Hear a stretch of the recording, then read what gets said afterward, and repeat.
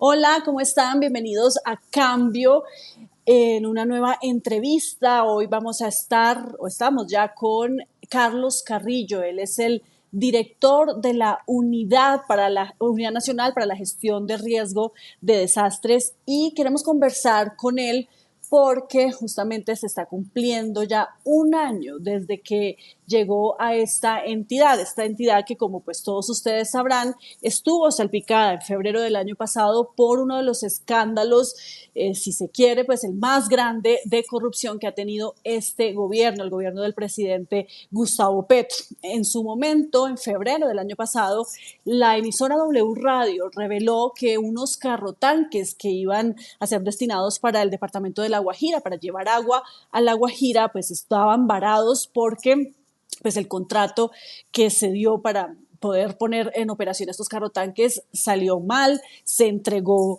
presuntamente con el pago de coimas y además pues no se obtuvieron los resultados que se querían con este proceso. Este proceso, pues que desencadenó otra serie de irregularidades que se conocieron en la Unidad para la Gestión de Riesgo y que ya hoy tienen en la cárcel a 4 personas que trabajaron allí, empezando por el director general, el señor Olmedo López, y también el subdirector Sneider Pinilla, quienes pues están o han contado mejor muchos más detalles de personas e incluso altos funcionarios que también habrían estado vinculados con procesos de contratación irregulares.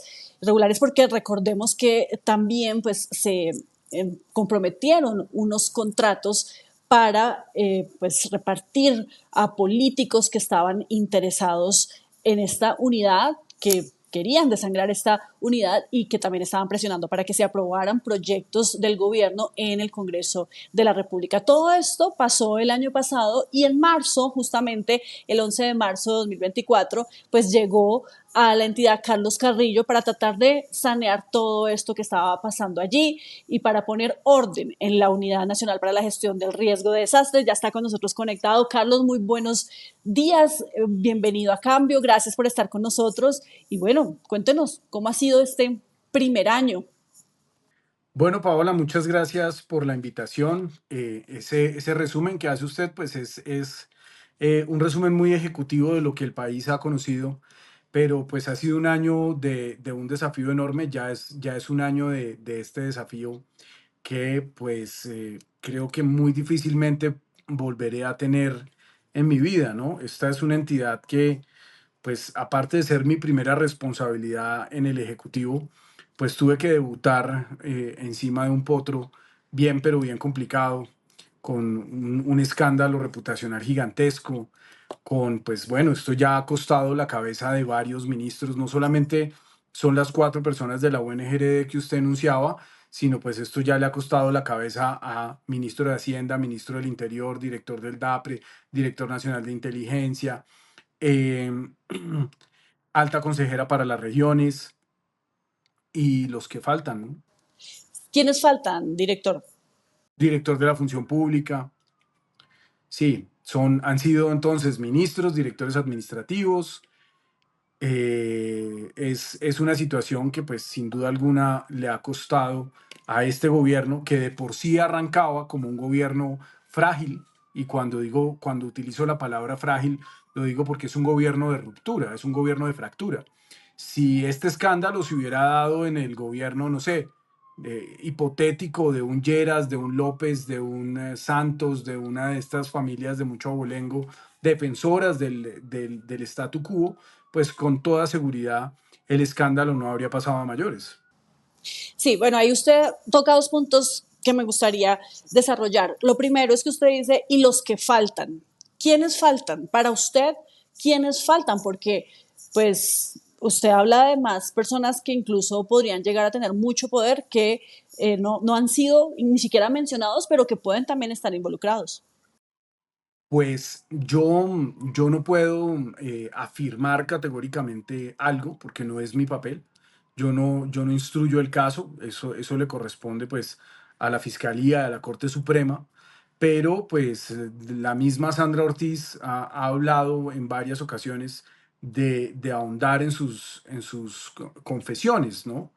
ya es una persona que está detenida, es una persona pues que además ha pasado por unas situaciones muy complicadas. Cuando usted la escucha en sus entrevistas, es una persona que se ve atemorizada y ese temor tiene que surgir de gente con un enorme poder.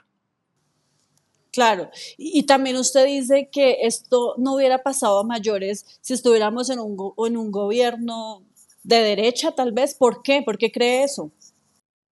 Sí, de eso no me cabe duda y creo que eso, más allá, Paola, de la discusión partidista y de la discusión, pues, de quienes defendemos un proyecto político y quienes quieren atacarlo a toda costa, yo creo que después de este escándalo, la política en Colombia apunta a ser distinta porque va a ser muy difícil que un eventual gobierno de derecha que gane en el 2026 o en el 2030 o en el 2034 pueda volver a ese pacto de silencio, a esa omertad que existía en el Estado colombiano y que permitió saquearlo durante pues décadas y décadas y décadas. Yo creo que desde Antonio Nariño se estaban robando la plata del Estado y pues no quiero afirmar categóricamente que Antonio Nariño haya sido corrupto, presuntamente corrupto, ¿cierto? Yo creo que eso ya prescribió después de 200 años, pero aquí ha habido una lógica de entender el Estado como un botín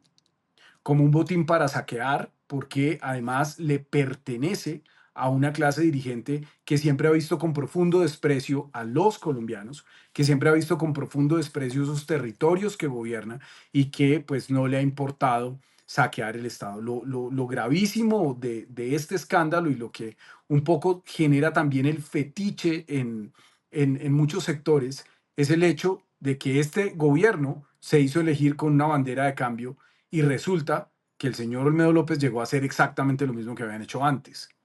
Entonces, pues eso por supuesto que es una delicia, eso es un manjar para la oposición, porque el relato fundamental de la oposición no es que nosotros seamos peores ni que seamos mejores, es que somos lo mismo, porque así ellos mismos se exculpan de sus muchísimos pecados en el pasado.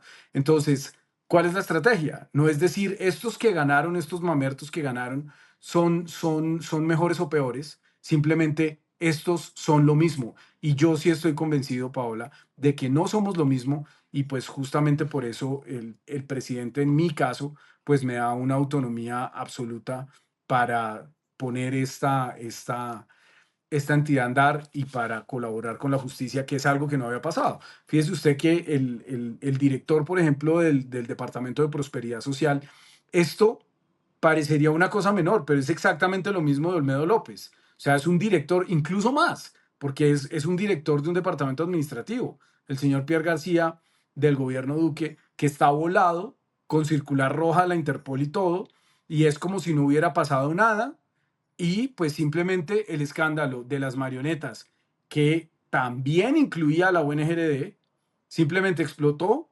El señor Castaño, el senador condenado, porque en este momento, por ejemplo, tenemos a unos senadores que están imputados, pero la culpabilidad del senador Castaño estaba clara, iba a hablar y pues bueno, se murió y alma bendita, ahí se quedó todo.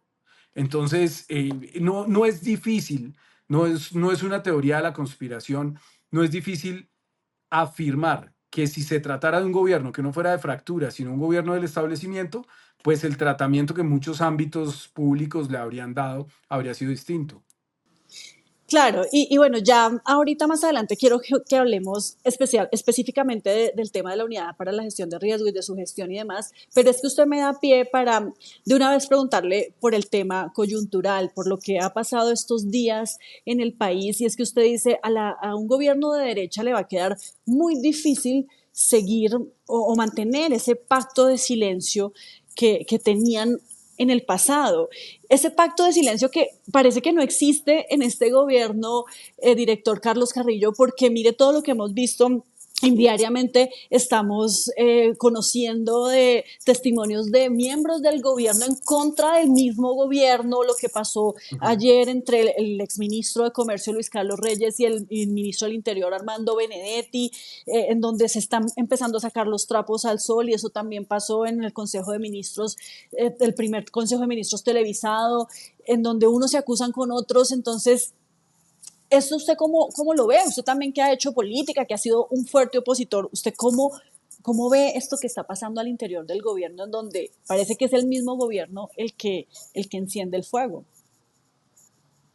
Sí, yo creo que hay varias cosas ahí, Paola, que yo quisiera mencionar. La primera es que el triunfo del presidente Gustavo Petro en el 2022 fue producto de una coalición con unos sectores de la política tradicional, particularmente con sectores liberales y con el santismo. Hay una foto que la oposición la usa mucho, pero la usa parcialmente, ¿no? Donde están los protagonistas de la campaña Juan Manuel Santos 2014, ¿cierto? Y esas mismas personas que son Roy Barreras, Armando Benedetti, Alfonso Prada, el embajador Rivera, ahí está, bueno, son como 5 personas, probablemente esté Liscano también en esa foto. Las personas que están ahí en esa foto automáticamente se traspasan a la campaña del Pacto Histórico en el 2022. Entonces, esa alianza con el santismo es una alianza que hasta el día de hoy sigue sosteniendo, por ejemplo, el Ministerio de la Política. No ha habido un ministro del Interior de izquierdas. Ha sido, imagínese, Alfonso Prada, que pues era un enemigo de nuestro proyecto político. O sea, no es que tuviera medio cercanías. Alfonso Prada era un peñalosista, enemigo declarado de Gustavo Petro en su pasado. Pero la política es dinámica, ¿no? Entonces, primero Prada, después Velasco, después Juan Fernando Cristo y ahora Benedetti. Básicamente son los de la foto que le hablo. Entonces, la decisión de mantener el Ministerio de la Política en manos del santismo, pues yo creo que es claramente un acuerdo dentro de esa coalición. Y eso no hay por qué satanizarlo. Si nosotros, y cuando digo que no hay que satanizarlo, no es porque yo esté de acuerdo, porque una cosa es lo que yo pueda pensar o las decisiones que yo pudiera tomar si yo fuera el candidato y otra las que tomó el señor presidente. Pero si usted se fija, por ejemplo, en Alemania o en España o en Italia o en el Reino Unido, en donde hay modelos parlamentarios, el gobierno se constituye a través de una coalición. Y esa coalición, pues por supuesto que es una coalición que gobierna. Uno no hace una coalición, bueno, las izquierdas sí lo hemos hecho, como pasó con Claudia López, que la izquierda se fue con ella en la alcaldía y ella gobernó como si fuera Enrique Peñalosa tres. Entonces, generalmente las coaliciones son para cogobernar. Y ahí podemos hacer una evaluación grande sobre hasta qué punto quizás están sobre representados en esa coalición. Y pues bueno, eso ya es una decisión del señor presidente que ve al santismo como un eje fundamental de su triunfo y que le da un espacio político que podemos entrar en una discusión de si es o no proporcional a lo que aportaron, pero esa coalición es. Y yo siento que desde las izquierdas también ha habido algunos sectores que no han sido capaces de entender eso. Nosotros no hicimos la revolución, nosotros no ganamos con el 70%, nosotros tuvimos una victoria estrechísima, estrechísima, con un candidato, además, tremendamente débil. Diría yo incluso con un candidato inviable. Entonces, pues dada esa lógica en la que se dio el triunfo, pues también así debe ser el gobierno. Y yo creo que nosotros lo que debemos medir es hasta qué punto estos 4 años, que son nada en términos de un proyecto político, pues se debieron haber enfocado más en ciertas cosas y no necesariamente en pensar en grandes transformaciones de país que seguramente van a tomar mucho más tiempo. Claro, pero no le hace daño al gobierno, por más de que sea una coalición, el hecho de traer a estas personas no le ha hecho daño al gobierno porque prácticamente es como estar durmiendo con el enemigo y es que ve, todo lo que ha pasado también tiene que ver con esas diferencias internas que hay en donde, como ya le mencionaba, pues unos funcionarios se acusan con otros. Incluso cuando Sí. llegó Benedetti al gobierno, al gabinete, ahora al Ministerio del Interior, pues salieron un grupo de altos funcionarios a decir no estamos de acuerdo. Y, y estas peleas internas no le están haciendo mucho daño al gobierno. Indudablemente, pues son un manjar para la oposición. Yo considero que ciertas cosas, como por ejemplo lo de la señora Sarabia, pues eso es una ofrenda a la oposición, es coger una bandeja de plata y entregarle la ofrenda así con manzanas y peras y cosas. Es como, vean, señores, aquí tienen una ofrenda. Eso es así. Y también ha habido errores de comunicación que han sido muy grandes. Pero también, Paola, la única manera de aprender es equivocándose.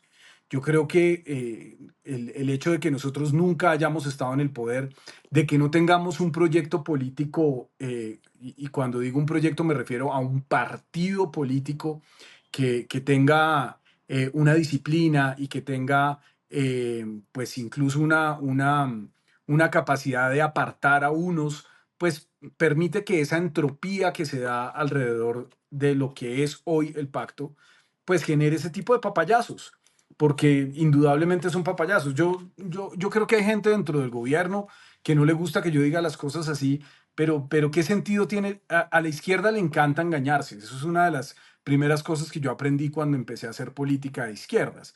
Y es que siempre estamos a un paso de la revolución, ¿no? Así, eso le pasaba a las FARC. Ellos creían que ya iban a ganar, y resulta que la batalla estaba completamente perdida en lo político en las ciudades.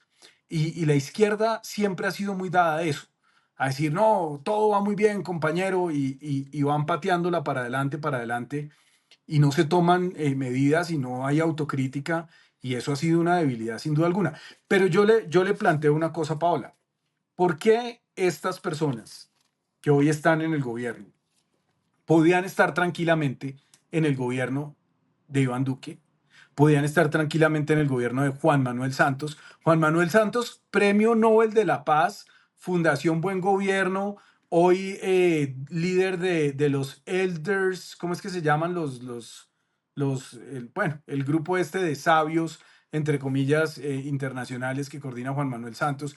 ¿Cómo es que durante los 8 años del Uribato, todas estas personas, Roy Barreras se hace elegir al Senado, su eslogan era 100% uribista, adelante con mi presidente? O sea, aquí algunos queremos una ruptura de fondo con esa clase política, pero esa ruptura no se puede dar de un día para otro. Y ahí pues aparecen unas contradicciones. O sea, seguramente algunos de los que están viendo esta entrevista van a decir, bueno, y entonces si a usted no le gusta Roy Barreras y si a usted no le gusta X o Y, ¿por qué no renuncia? Pues porque yo no voy a cuestionar una decisión del presidente, que es la misma persona que decidió ponerme a mí aquí. Yo acepté que esas personas estuvieran en el 2021 y me molestó y triné y me quejé, y pues incluso yo no sé si usted lo recuerde, Paola, pues eso es una cosa muy menor, probablemente no lo vio, pero yo incluso en un space de Twitter tuve una discusión con el mismo presidente de la República, que en ese momento era el candidato, por la llegada de Alfonso Prada a esa campaña. Con la señora Nani Pardo, pues que me tiene bloqueado y que hace un montón de afirmaciones absolutamente mentirosas sobre mí, en fin. Yo estuve hasta en un proceso penal con Alfonso Prada, que me demandó por injuria y calumnia. Estuvimos en la fiscalía pidiéndome el señor que me retractara. No me retracté nunca. Y pues cuando entró en la campaña yo tenía dos caminos. O renunciaba, y pues imagínense qué iba a hacer, irme con Fajardo. Pues no había ningún lugar en el espectro político en donde yo pudiera estar. Entonces, pues, ¿qué? Pero usted dice que no puede cuestionar las decisiones de la persona que lo puso ahí a usted y pues las está cuestionando, las ha cuestionado porque pues usted es uno de los que sale a decir abiertamente, no estoy de acuerdo con la politiquería de siempre. Y el presidente Petro escogió e incluso puso por encima de otras personas, por ejemplo al señor Benedetti, por encima de Susana Muhammad, que pues fue una de las ministras que en el Consejo le reclamó, o incluso la misma vicepresidenta Francia Márquez, que pues por ella también los colombianos votaron y se ha sentido muy relegada en este gobierno. Pero a mí me parece francamente un gran error querer poner al presidente a elegir. Y yo eso nunca lo he hecho ni lo haré, porque yo respeto las decisiones del presidente. Que a mí no me guste Pepito de los Pilotes, o que no me guste fulana o fulano, no implica que yo le vaya a decir al presidente, y mucho menos de manera pública, presidente, ¿son ellos o yo? Porque este es un proyecto, insisto, de coalición. Pero pues bueno, Paola, yo creo que más que a mí no es que me guste hablar de política, ¿no? Pero, pero creo que hay mucho de gestión de lo que hablar sobre este año. Bueno, sí, pero entonces déjeme hacerle la última pregunta, porque es que hablando de peleas internas, quisiera, la última pregunta sobre esto, ya vamos a hablar de la unidad, por supuesto. Quisiera preguntarle por una investigación, un artículo que sacó este fin de semana también el diario El Colombiano de Medellín, en donde dice que en RTBC hay unos temas vetados, vetados incluso dentro del mismo gobierno, que por orden del señor Holman Morris no se puede hablar ni consultar como fuente a algunos personajes con los que él no tendría pues afinidad, y lo mencionan a usted como uno de esos. ¿Usted sabe algo? ¿Le han contado? ¿Tiene conocimiento de algún veto con relación a la unidad? ¿O por lo menos con usted? Pues Paola, no, yo le digo que leí el artículo también, como usted y como muchos colombianos, y me entristece ver mi nombre ahí, porque a mí me encanta ir a RTBC, porque es un espacio público. Yo he tenido críticas, sí, y he tenido críticas sobre la naturaleza panfletaria de algunas actitudes de Holman Morris, pero fíjese que pues mi relación con Holman desde hace muchos años es una relación muy fría. Yo me he sentido, sí, un tanto rechazado porque yo no abanderé una defensa activa de Holman como lo hicieron otros líderes de la izquierda. Yo no lo hice y pues no lo hice porque pues simplemente no estaba de acuerdo con muchas cosas, pero también debo decir que guardé un profundo respeto hacia su situación familiar. Yo nunca cabalgué en eso, nunca hice campaña. Nunca ataqué. Usted no encuentra un trino mío atacando a Holman Morris, porque además siempre me pareció que su drama familiar era espantoso, que era muy doloroso para sus hijos, para su familia, para sus padres, para sus hermanos, en fin. Y siempre traté de guardar distancia, pero yo sí siento que de pronto ha habido ahí como digamos, un rechazo de cierta manera por parte de Holman y de su grupo más cercano. Yo lo notaba bastante en los primeros días cuando la señora Fonseca estaba en la casa de Nariño en frente de la prensa. Pues sí había una sensación por lo menos como de que yo no gusto por allá, ¿no?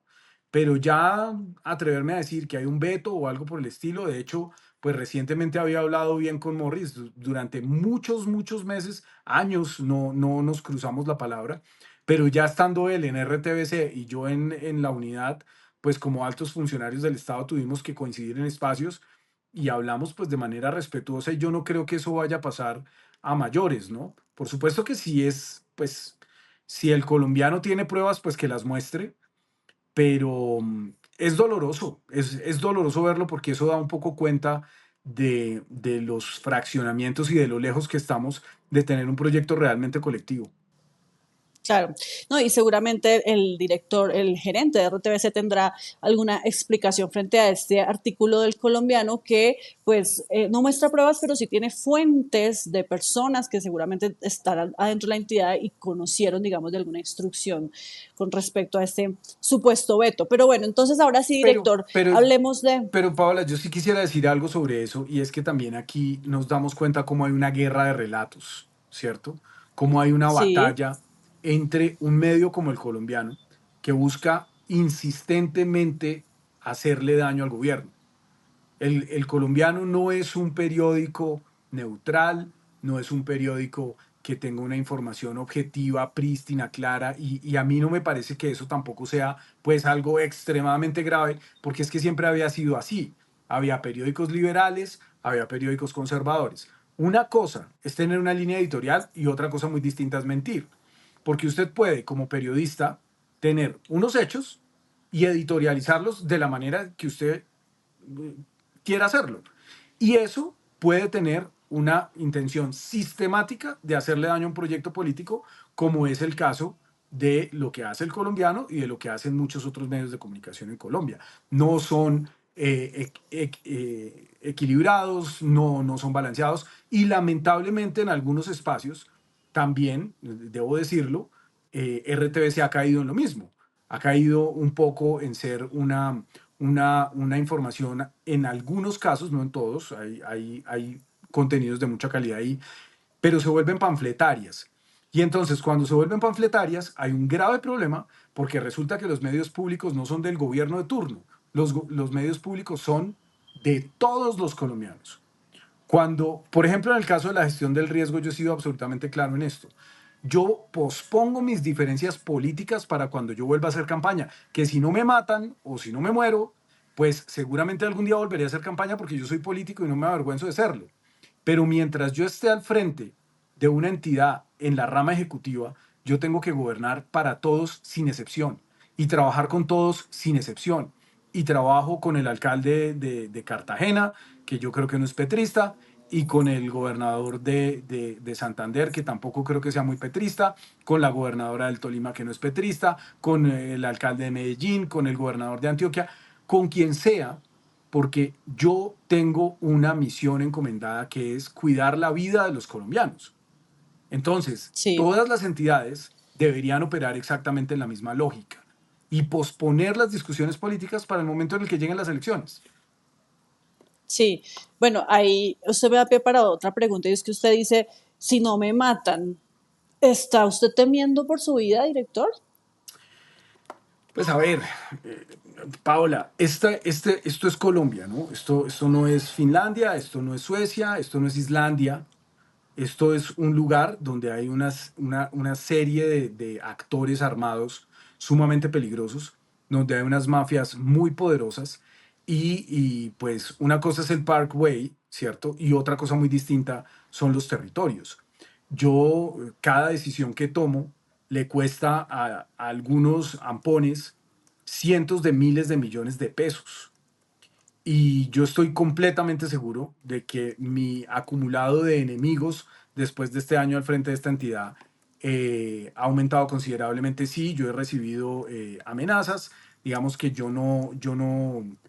no puedo decir que esté del todo tranquilo, pero pues he dicho muchas veces que mi chaleco antibalas es moral, ¿no? Entonces, pues Ujú. vamos a ver qué tanto resiste. Pero, ¿ha encontrado usted después de todo este tema de Olmedo y el escándalo de los carrotanques y demás, ha encontrado usted más irregularidades al interior de la unidad de gestión de riesgo, más mafias enquistadas? ¿Qué es lo que usted ha descubierto, director? Porque seguramente es mucha cosa, pero háganos un resumen ejecutivo de eso que usted ha encontrado. ¿Quiénes son esas personas, esos ampones, como usted los llama, a los que usted les ha arrebatado cientos de miles de millones de pesos con sus decisiones?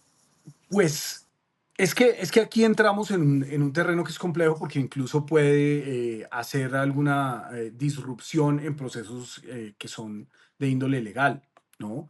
Entonces, en la medida en que nosotros vamos encontrando cosas, pues las ponemos en conocimiento de la fiscalía y hay contratos sospechosos sin duda que en este momento hemos tratado de deshacer, algunos con éxito, otros en curso. Si esos, en este momento nosotros hemos tenido más de 900 procesos andando. Esto es enorme. Y yo quiero destacar aquí el papel que ha jugado la oficina asesora política, la oficina asesora jurídica, que ha logrado desenredar. eh, Creo que además ha sido muy audaz en sus decisiones. Hemos demandado nuestros propios actos, hemos utilizado eh, pues distintas herramientas para tratar no solamente de recuperar esos recursos, sino de poder liberarlos para reinvertirlos. O sea, no solamente es no pagarlo, sino es liberarlo porque a veces pueden quedar atrapadas ahí en esos limbos jurídicos. Y pues incluso, sí, hay personas también, no personas de la alta dirección que han recibido intimidaciones, amenazas. Eso es una cosa constante. Y es una mafia que lo que yo sí le puedo decir es que es una mafia profundamente política porque desde hace tiempo los políticos que antes comisionaban del Estado, pues lo que han hecho es reemplazar a los empresarios decentes y probos y pues hacerse enormemente ricos utilizando su poder político para hacer lo que debería hacer el Estado. Y yo aquí le voy a hacer una reflexión que es, que es profundamente ideológica, ¿no?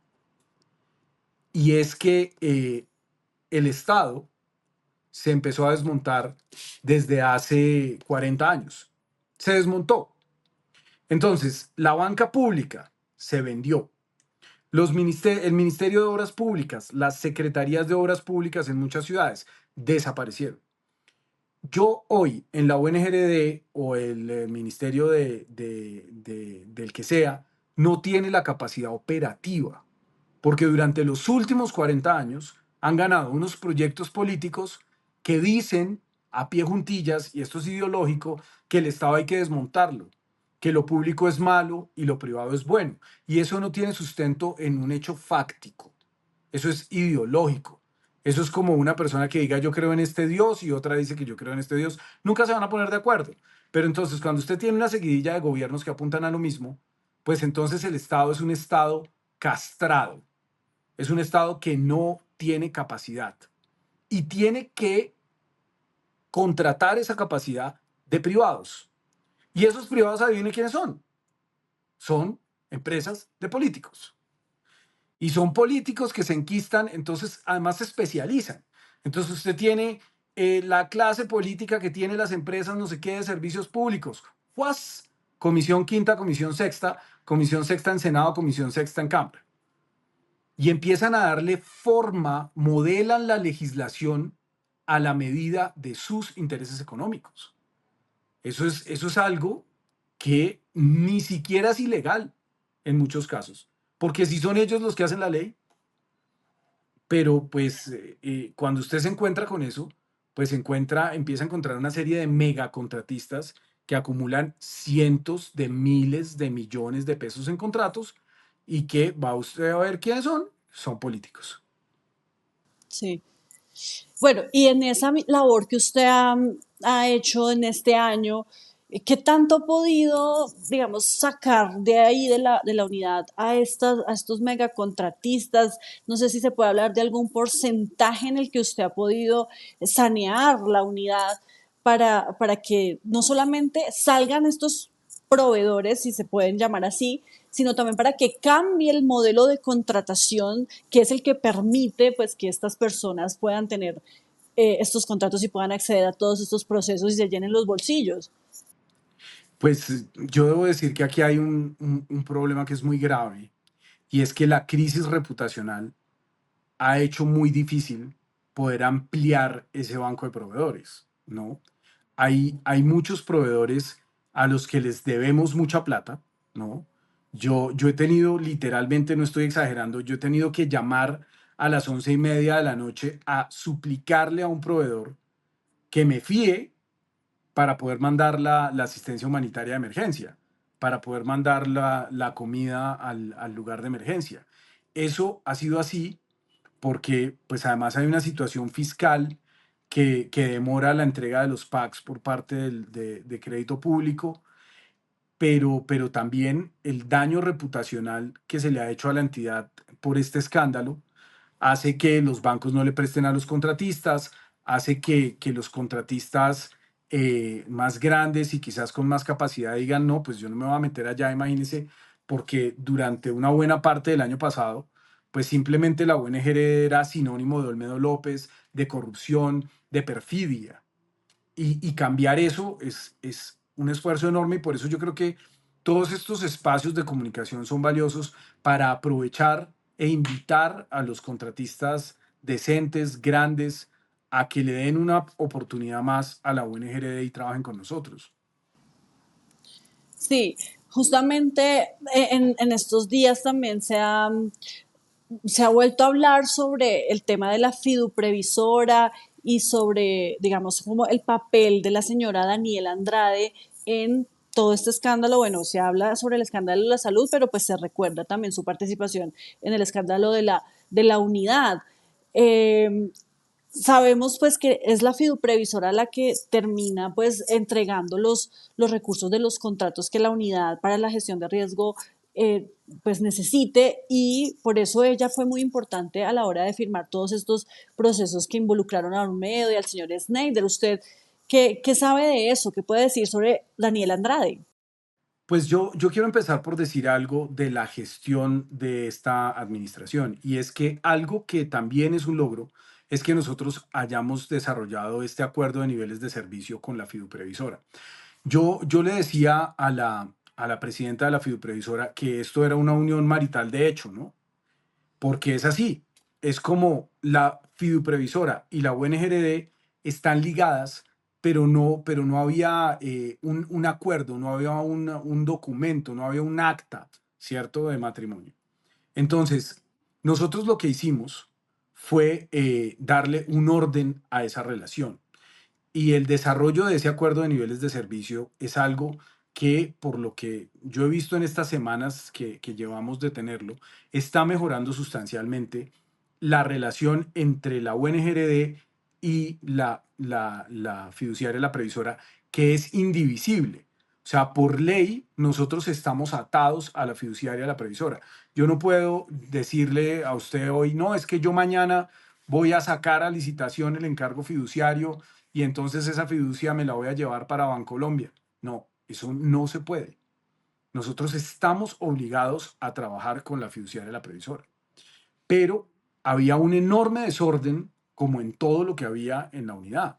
Y esa relación fiduprevisora UNGR era completamente desordenada. Yo conocí a Daniel Andrade cuando llegué, porque era la vicepresidenta de contratación derivada.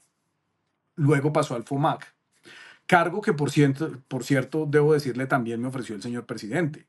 O sea, yo a veces pienso, pero ¿yo qué le hice? O sea, porque a mí me ofreció, imagínense los tres chicharrones que me ofreció. Me ofreció el FOMAC, que pues la primera vez que me lo dijeron, pues yo quedé como, ¿qué? O sea, yo qué hice para merecer esto, ¿no? O sea, el FOMAC, imagínese usted la pelea con una pelea tan compleja como es esa, además en términos políticos, porque es el magisterio, es FECO de, bueno, en fin. Después, la UNGRD. Después cambió de opinión y me ofreció ser director nacional de aduanas.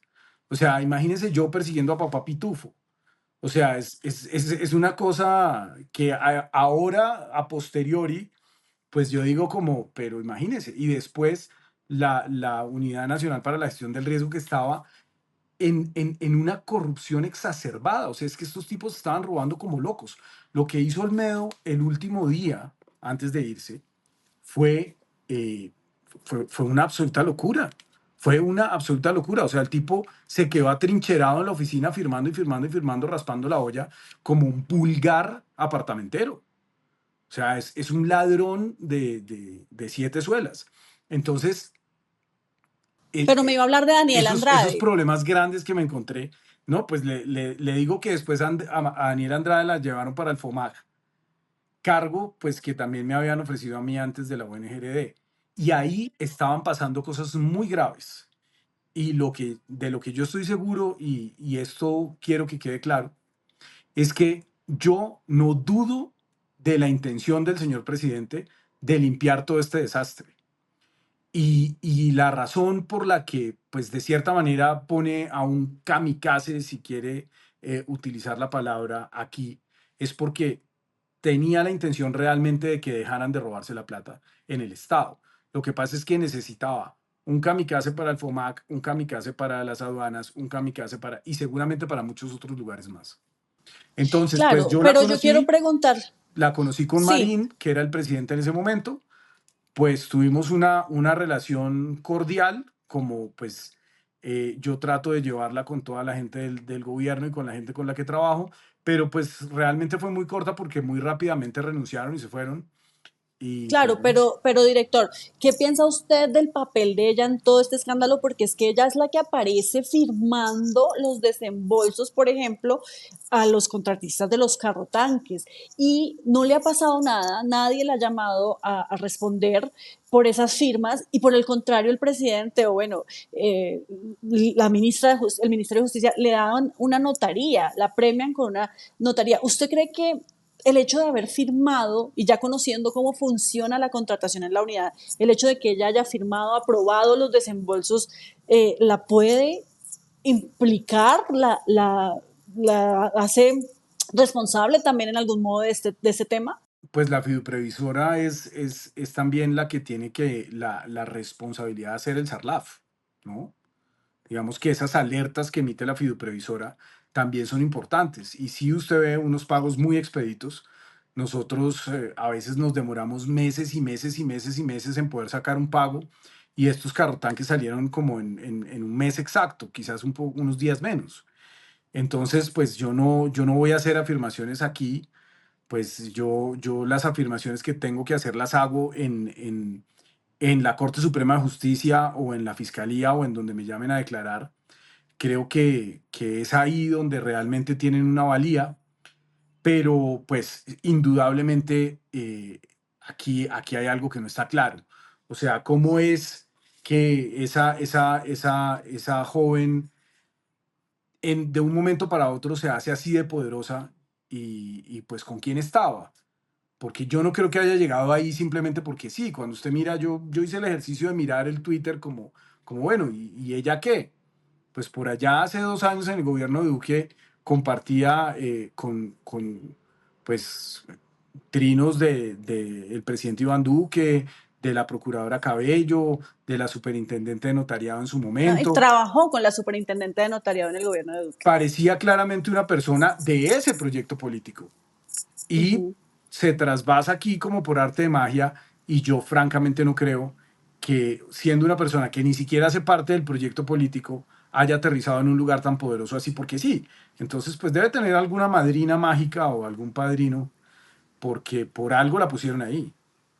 Ojalá se sepa Sí, quién y es. bueno, bueno, pues ya hay unas revelaciones que ha hecho la W Radio también recientemente, en donde justamente pues conecta sus vasos comunicantes de esta señora Daniela Andrade con Laura Sarabia, pues porque además ella es la pareja, la señora Andrade es la pareja de Jaime Ramírez Cobo, el asesor o quien fuera asesor de Laura Sarabia cuando era la jefe de Sí. gabinete y el enlace también de Palacio con el Congreso de la República. Pero volvamos Y no a la salía de la unidad. fiduprevisora, ¿no? Muy buen novio. Seguro le llevaba el almuerzo. Sí, allá se la pasaba también visitándola en la fiduprevisora y pues justo cuando se destapa todo este escándalo, estas dos personas son bien importantes, aunque no les ha pasado nada todavía, pero eso ya será la justicia la que tenga que decir. Pero le cuento que hasta donde yo sé y por los reportes de prensa, que es lo que yo conozco, ellos están vinculados, ¿no? Han sido interrogados. Por ahí filtraron alguna vez también un interrogatorio de Ramírez Cobo, ¿no? Sí, pero bueno, volvamos ya a la unidad porque pues ya toca ir cerrando y quiero justamente, director, que nos Y cuente hemos hablado usted poco de cifras, Paola, que a mí lo que de me gusta es si hablar de cifras concretas.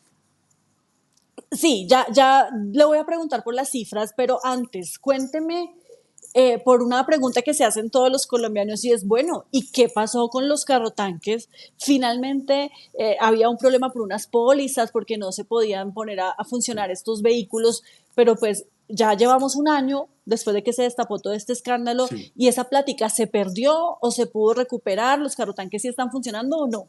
Bueno, varias cosas. Sobre la plata, dentro del principio este de oportunidad que yo pues le digo, y esto pues es una declaración pues que ni más faltaba, no compromete mi respeto por la justicia y mi respeto por el trabajo de la fiscalía, pero pues a mí sí me parece que es poca plata la que se recupera de ahí. Son 10.000 millones de pesos, más o menos, lo que estos zampones van a devolver. Ellos están llegando a un acuerdo, en algunos casos ya han llegado, y es un acuerdo, pues, pues, digamos que no es mal negocio para ellos, ¿no? Olmedo López devuelve como 700 millones de pesos, El pastuso es el que más devuelve, pero el pastuso tiene mucha plata y además al pastuso, por ejemplo, la UNGRD le debe un montón de plata. Entonces es como, pues el pastuso es multimillonario. Para el pastuso 7.000 millones de pesos no creo que sean gran cosa. Luis Carlos Barreto devuelve 150 millones de pesos. El otro pastuso devuelve 1.000. Entonces, Snyder también una chichigua. Yo creo que ese dinero, si bien pues, se va a reinvertir en La Guajira, es poca plata. Y eso no va a cambiar lo que pasó. Lo que ya sucedió con esos carrotanques, los sobrecostos, el año de los carrotanques parados por las pólizas, es algo que yo como director no puedo reparar porque, pues, fíjese todo lo que tuvimos que padecer para poder asegurarlos. Pero le puedo decir que hoy los 80 carrotanques están plenamente asegurados, que están varios de ellos se han distribuido por el Caribe, otros los tenemos nosotros, otros van a ser transferidos de manera directa a algunos estamentos, como por ejemplo la defensa civil, el ejército, en fin. Y hay otros que están en línea de espera para recibir su mantenimiento preventivo, porque no podemos permitir que se pierda la garantía. Estos carrotanques, particularmente le hablo de los DAF, que son de una marca holandesa, pues de alta gama, por decirlo así. Esos carrotanques Ujú. solamente se les puede hacer el mantenimiento en un distribuidor autorizado. No hay ningún otro. Es imposible hacerles el mantenimiento en otra parte. Si les hacemos el mantenimiento en otra parte, sería un detrimento patrimonial, porque van a perder la garantía. Y una buena noticia es que, pues, finalmente vamos a poder perfeccionar ese contrato que ha sido una pesadilla como casi todo en esta entidad. Y los Sí, carrotanques están operando. Estamos y ajustando, por ejemplo, hay algo que me parece importante hacer, ojalá muy pronto, y es poder enviar unos carrotanques al archipiélago de San Andrés y Providencia. Pero como los entregaron sin aire acondicionado, hay que instalarles esos aires acondicionados. Eso hay que hacerlo a través de un proceso de contratación de la entidad que no es expedito como los contratos por emergencia. Esos contratos de funcionamiento en la entidad se hacen como cualquier otro contrato. Entonces, bueno, eso tiene una serie de complicaciones contractuales, pero los carrotanques están operando y por eso es una muy buena noticia poder compartir, como lo he compartido en redes sociales, esas imágenes de los carrotanques prestando su servicio. Y con relación a los otros contratos que también se alcanzaron a entregar, pues porque muchos de los que están, digamos, en estos líos, pues no fueron firmados, no se alcanzaron a desembolsar recursos, pero hubo otros que sí. Por ejemplo, de maquinarias amarillas, de maquinaria amarilla, de jagüeyes y demás. ¿Esos contratos en qué van? ¿Cómo está la cosa? ¿Cuál es el balance que se puede hacer? Cada contrato es distinto, pero yo le voy a dar algunas cifras. Solamente en los fondos de inversión colectiva nosotros logramos recuperar, salvarle al Estado 614.000 millones de pesos. 614.000 millones de pesos es una cantidad de dinero muy importante que, de no haber sido por la decisión del señor presidente de cambiar la dirección, de ponerme ahí, pues probablemente es que habría podido pasar que ni nos diéramos cuenta. O sea, no solamente es una cosa de la buena fe, es una cosa del buen gobierno, porque el atraso en temas informáticos, de gestión documental, en fin, de la unidad ha sido muy, pero muy complejo. Es como un rompecabezas, o sea, Paola, imagínese usted un cuadro de Jackson Pollock que lo convierta en rompecabezas de 5.000 piezas. Es eso. Pero entonces, director, ¿cómo lograron recuperar esos 614.000 millones de pesos? ¿Qué fue lo que hicieron? Esos 614.000 millones de pesos los habían comprometido en una figura que se llama fondos de inversión colectiva de alta liquidez. Eso es como cuando usted en su banco, en la aplicación, abre un bolsillo, ¿cierto? Como para hacer un ahorro. Entonces, o hace un bolsillo eh, para invertir 1 millón de pesos o 2 millones de pesos. Esa figura también usted la puede hacer con el Fondo Nacional de Gestión del Riesgo para fortalecer las capacidades de los actores del sistema, de los municipios, de las corporaciones autónomas Y lo que hicieron, pues estos bandidos, fue feriar eso de una forma, pero es que Paola era una locura.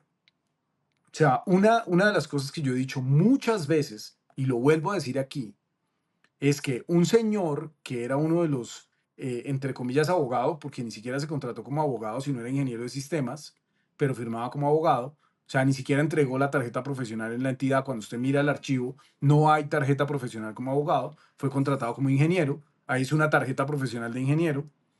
Él firma los últimos FICs, los últimos fondos que sacó Snyder el último día, horas antes de que salieran para nunca más volver. Y ese señor lo premiaron con una sugerencia en la UGPP. Entonces, este tipo de cosas, pues déjeme decirle, le mandaban casi 100.000 millones de pesos a una corporación autónoma de Antioquia y otros 45.000 millones, un poco menos, a otra. Eso separó los 231.000 millones de pesos de Uribia, pues también, a pesar de que el alcalde de Uribia demandó, me entuteló, bueno, me ha armado protestas, en fin, el de Girón, que son 180.000 millones de pesos, básicamente todos están ya liberados. Lo único que nos faltan son los pequeños, el de Sabana de Torres, adivine usted, Sabana de Torres, imagínese, qué casualidad. El de Sabana de Torres, que es pequeño, Girón son 180.000 millones de pesos, que ese sí está liberado, pero los otros no. Lo que falta por liberar de eso es muy pequeño, pero en términos generales nosotros hemos ganado todas las batallas jurídicas que hemos dado, y por eso le digo que es tan importante el trabajo que ha hecho la Oficina Asesora Jurídica en poder mantener a salvo esa plata. Pero también hay otra plata de contratos. Es que esto es gigantesco. Piense usted que solamente los otros 40 carrotanques que yo detuve la semana que llegué, cuando yo llegué, apenas llegué, el escándalo eran 40. Y la primera denuncia que yo hago a la semana siguiente de haberme posicionado es, momento, no son 40, son 80. Y esos otros 40 ya se habían comprado. De hecho, ya se habían pagado. Los otros 40 ya se habían comprado, se le habían comprado a Impoamericana Roger Sass al mismo Pastuso, y era un contrato de 52.000 millones de pesos, pero ese no se había desembolsado. Entonces, esa plata, por ejemplo, se pudo salvar. Las desalinizadoras son 42.000 millones de pesos. Eso, pues no nos dieron las medidas cautelares, pero pues digamos que en términos generales puedo decir que nos han dado la razón, y esos 42.000 millones de pesos pues no se van a pagar. Pero hay otras cosas que hay que pagar porque son contratos que gozan de legalidad. Y ahí es donde, por ejemplo, se abren polémicas como el tema de Arauca, porque es que aquí es malo si usted paga y es malo si no paga. Pero si no existe una denuncia penal, si no existe algo disciplinario, algo, o sea, si no existe algo tangible, yo no puedo no pagarle a un contratista que haya hecho su trabajo. Eso no es opcional. O sea, por ejemplo, aquí hay un gran contratista del Estado, los Díaz Granados, a los que les debemos 90.000 millones de pesos. No. Sí, 90.000 millones de pesos, porque son megacontratistas. Entonces, hay un saldo de 90.000 millones de pesos, pues que hay que pagar. ¿Y qué contratos tienen ellos? ¿Para hacer qué?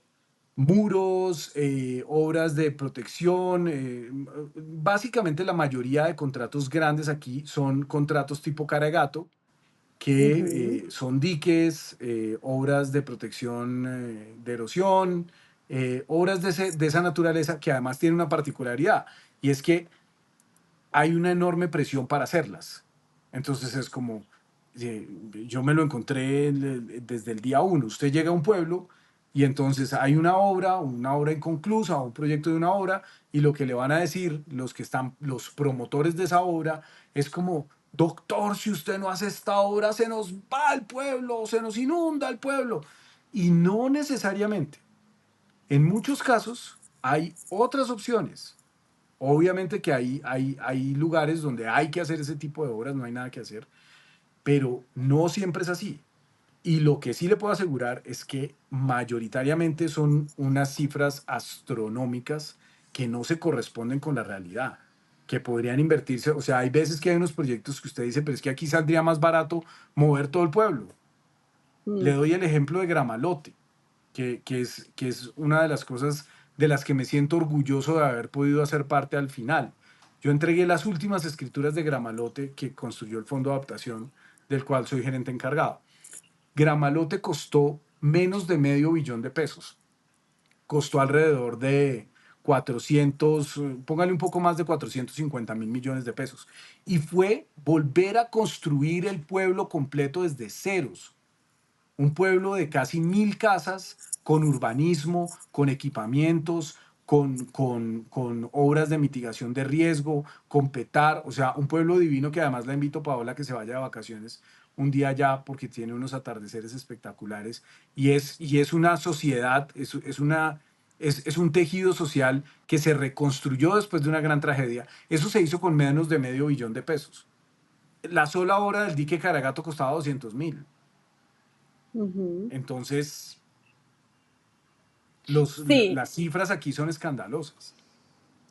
pero ahora que usted menciona ese tema de tener que cumplir con unos compromisos que ya están pactados y con unos contratos que, digamos, no se les ha encontrado por ahora, pues vicios o irregularidades, pues está lo de Arauca, que usted lo mencionaba. Sí, Sin embargo, pues no puede la administración actual de la unidad hacer una revisión de quiénes son cada uno de estos contratistas y justamente evitar que se tengan que hacer unos pagos cuando se encuentre, por ejemplo, que puede haber personas que participaron en temas de corrupción o en grupos al margen de la ley o que claro, definitivamente no son, digamos, idóneos para poder ejecutar. pero es que para eso existe una herramienta que es el SARLAF, Ujú. que es una herramienta del sistema financiero en contra del lavado de activos y el terrorismo y la financiación del terrorismo. Es específicamente dedicado a eso. Y entonces, esto va a ser otra declaración polémica. A usted el SARLAF le puede reventar si tiene OnlyFans, ¿no? Pero no si hace parte de un grupo armado ilegal, porque es que usted no va a encontrar a alguien que aparezca como Clan del Golfo SAS, ¿no?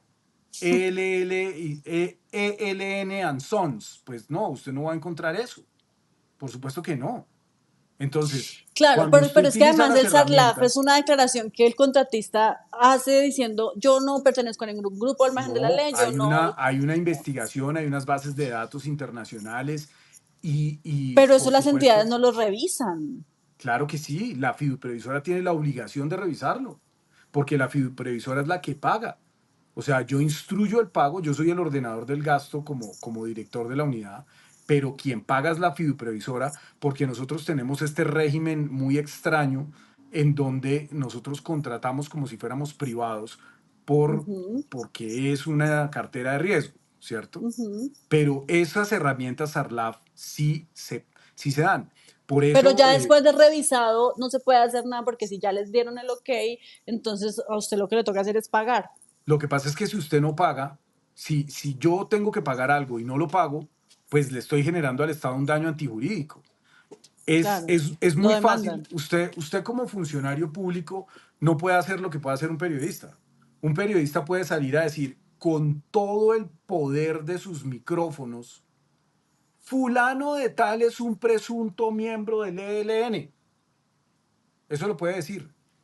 Pero yo no puedo no pagar, no cumplir un contrato que es ley para las partes, porque a mí me parece que es presuntamente miembro de un grupo armado. Yo tengo que probarlo, o tengo que tener una acción o una medida cautelar, o tiene que haber algo que haya hecho la justicia, porque yo no soy juez, yo no soy procurador, yo no soy contralor.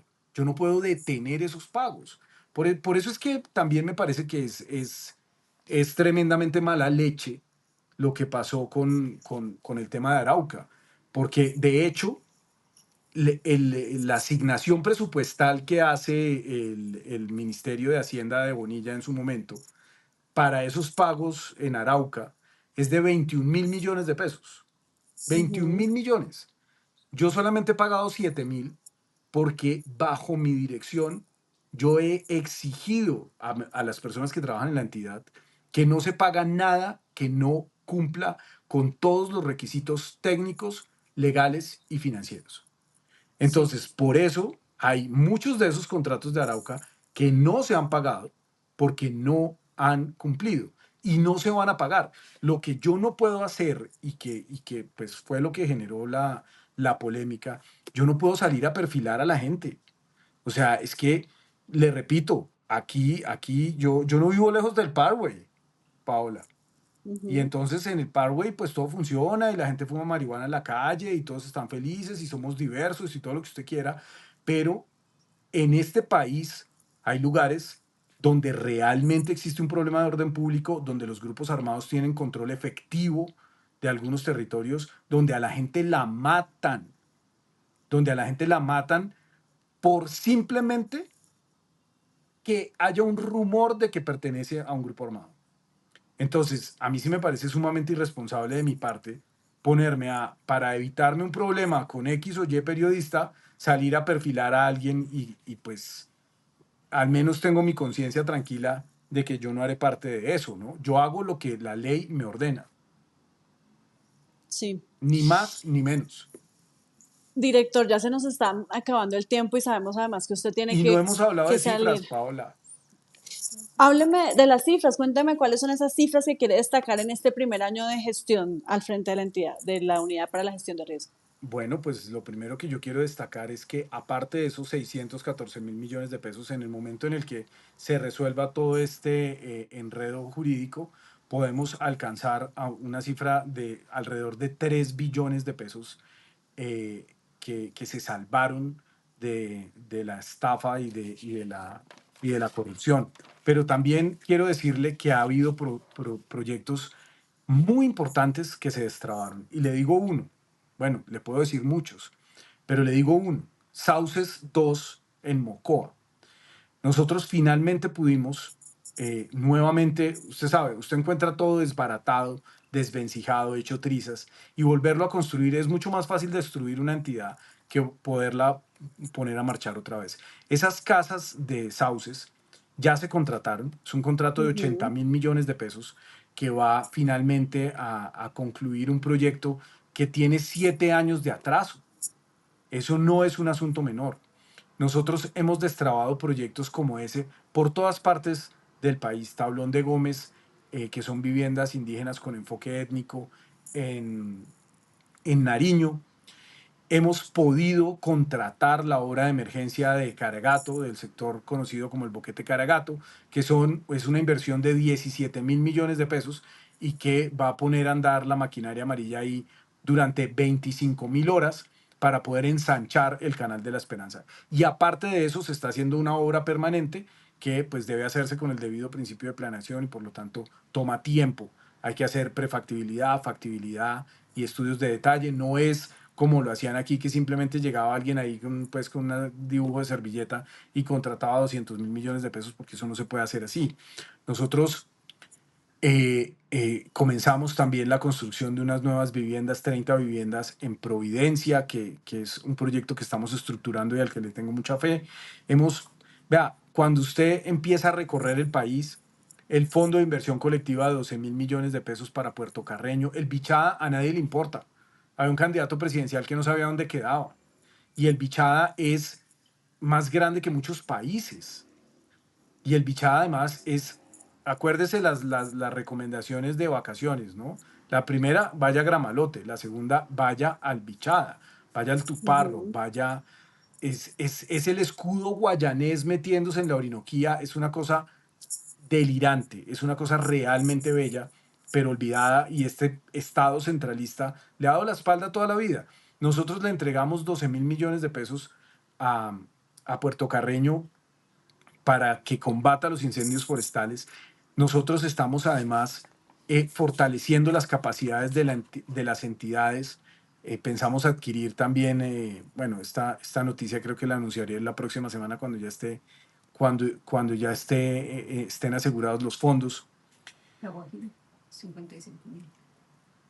Se han entregado una cantidad de ayudas humanitarias. Solamente el mes pasado entregamos 55.000 ayudas humanitarias en La Guajira. El proyecto Ujú. de la entrega de asistencia humanitaria de emergencia en el Chocó también fue muy ambicioso. Hemos logrado asegurar cooperación internacional. O sea, aquí es que ya se nos acabó la entrevista, Paola, pero podría quedarme otra hora hablando de lo que hemos hecho. Sí, ya se nos acabó el tiempo, desafortunadamente, director Carlos Carrillo, muchísimas gracias por haber estado con nosotros aquí en Cambio y por supuesto que seguiremos muy pendientes de la gestión de la unidad de gestión de riesgo con su liderazgo.